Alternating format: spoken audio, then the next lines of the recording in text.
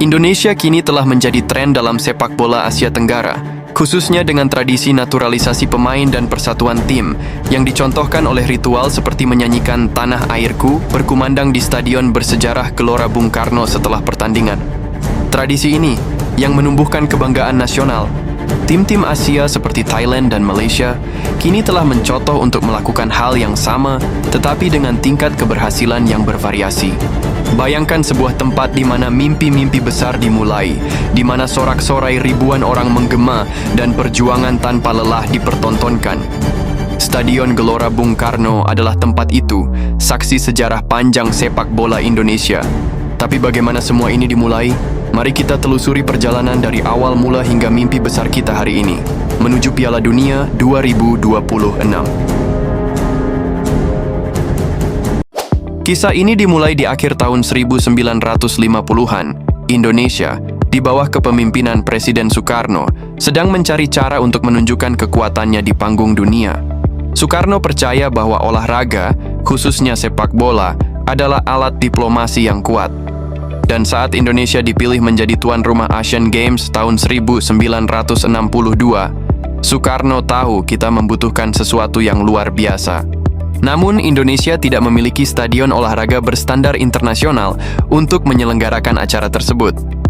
Oleh karena itu, Soekarno menginisiasi pembangunan stadion baru yang megah dan mampu menampung puluhan ribu penonton. Jawabannya adalah Stadion Gelora Bung Karno. Untuk merealisasikan proyek ini, Soekarno meminta bantuan Uni Soviet, yang pada saat itu adalah salah satu sekutu strategis Indonesia.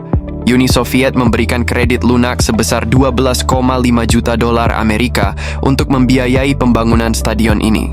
Dukungan ini juga menjadi simbol kekuatan hubungan bilateral antara Indonesia dan Blok Timur di tengah Perang Dingin. Stadion GBK dirancang oleh arsitek asal Uni Soviet Vitaly Popov dengan gaya modern yang menggabungkan kekuatan struktural dan estetika.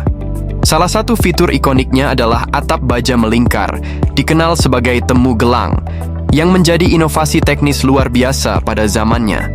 Proses pembangunan dimulai pada 8 Februari 1960 dengan peletakan batu pertama oleh Presiden Soekarno. Pembangunan stadion ini selesai dalam waktu hanya 21 bulan, sebuah prestasi luar biasa untuk proyek sebesar itu. Stadion ini resmi dibuka pada 24 Agustus 1962, tepat sebelum pembukaan Asian Games. Awalnya, stadion ini diberi nama Gelora Senayan, sesuai dengan lokasinya di kawasan Senayan, Jakarta.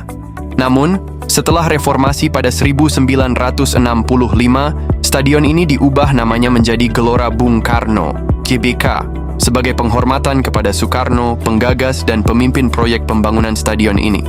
Proyek pembangunan stadion GBK tidak lepas dari kritik. Beberapa pihak, terutama dari oposisi politik, menganggap proyek ini terlalu mewah dan membebani anggaran negara. Namun, Soekarno tetap berpegang pada prinsip bahwa stadion ini adalah simbol kebesaran bangsa Indonesia.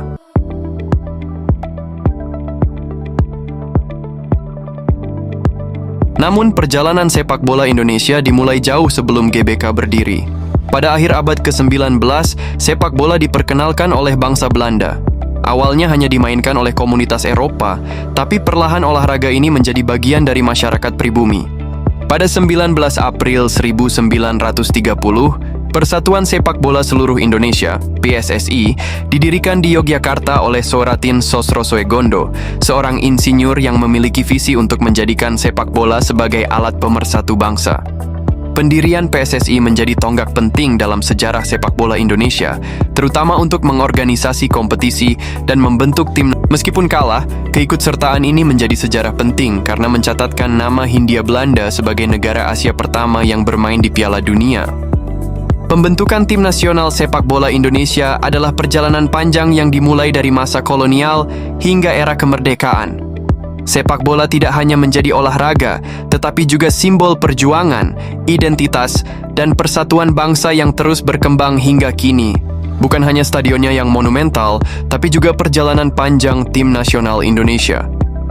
Sejak era kolonial, sepak bola sudah menjadi bagian dari identitas bangsa.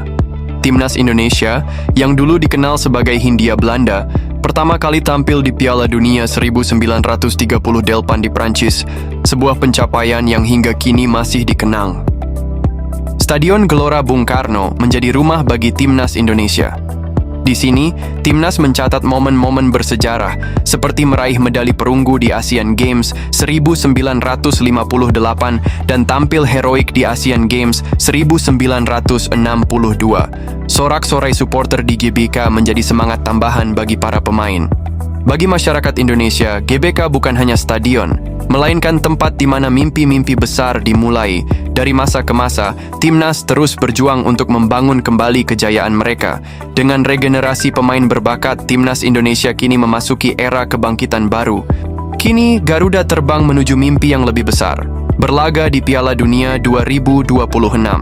Dalam kualifikasi zona Asia, Indonesia menunjukkan bahwa mereka mampu bersaing dengan negara-negara besar. Perjalanan panjang ini adalah kisah tentang semangat, kerja keras, dan mimpi besar. Dari hari-hari awal di era kolonial hingga perjuangan di kualifikasi Piala Dunia, timnas Indonesia terus menjadi cerminan semangat bangsa. Dan Stadion Gelora Bung Karno akan selalu menjadi tempat di mana sejarah dan masa depan sepak bola kita bertemu. Hal ini tak mungkin bisa ditiru oleh negara manapun. Sepak bola bukan hanya sekadar permainan di Indonesia, tetapi jiwa yang menyatukan seluruh bangsa. Dari sejarah panjang yang penuh perjuangan hingga mimpi besar yang terus digantungkan di langit Gelora Bung Karno, kita adalah bagian dari perjalanan ini. Setiap sorakan, setiap langkah pemain, dan setiap lagu Tanah Airku yang menggema di stadion adalah bukti cinta tak terbatas untuk tanah air. Kita telah menginspirasi, kita telah melampaui batas, dan kini kita melangkah lebih jauh, menuju mimpi besar berlaga di panggung dunia. Timnas Indonesia bukan sekadar tim, mereka adalah simbol harapan dan kebanggaan kita semua. Bersama-sama, kita akan terus mendukung Garuda, karena mimpi ini adalah mimpi kita. Mari kita buktikan bahwa Indonesia adalah bangsa yang besar, kuat, dan tak tergoyahkan. Sampai jumpa di kisah berikutnya dan jangan pernah berhenti percaya bahwa Garuda akan terbang tinggi di panggung dunia.